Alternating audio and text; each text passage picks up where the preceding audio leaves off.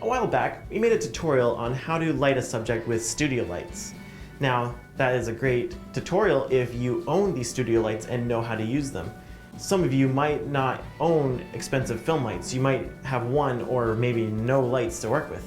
Well, in that case, we have a video for you today on how to light your subject using the only light you have at hand, which is usually going to be just the sun. First, I'm going to introduce you to your new best friend, windows. These are now your light rigs.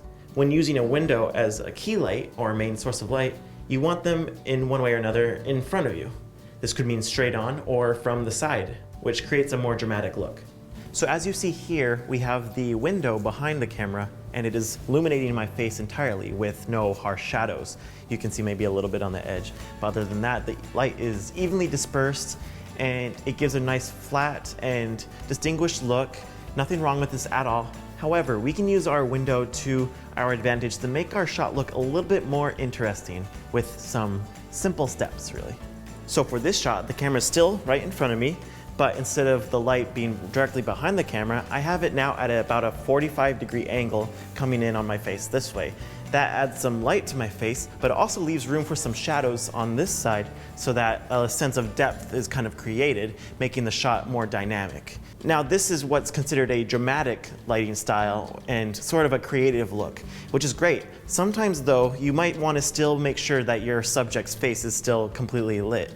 In that case, there are some tricks that you can do to make sure that an even sense of lighting is going on around the face, but you're still maintaining some shadows and some depth. Now, for this shot, it may seem a bit subtle, but you might be able to tell if you look closely that the side of my face is slightly lighter than the previous shot. Well, that's because I'm actually using a bounce board.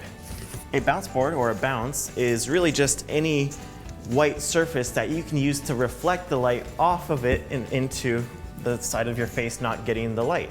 So with this bounce, I'm able to hold it to the side and have the light that's coming in at our 45-degree angle bounce off of the bounce, bounce off the bounce, and go into my face, lightening that shadowy side.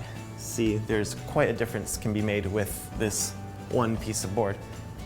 And what's interesting is that I actually bought this bounce myself at Michael's for $7. So really, any white flat surface can do the trick. The best case scenario would be for a friend to hold your bounce so that you can get the specific placement needed to get the best, most optimal bouncing of the light into your face. However, such as this case, I don't have friends to help right now. And so what I just used was a chair. You just put your bounce in a chair and it seems to do the job just fine and hold it at just the right angle.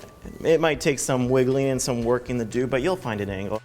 Now, say you want to use the natural sunlight, but you find that you're shooting in the middle of the day or in the direct sunlight, such as now, and you find that your shot's just overexposed because of how powerful the sun is. Now, there's no power level that you can adjust for the sun.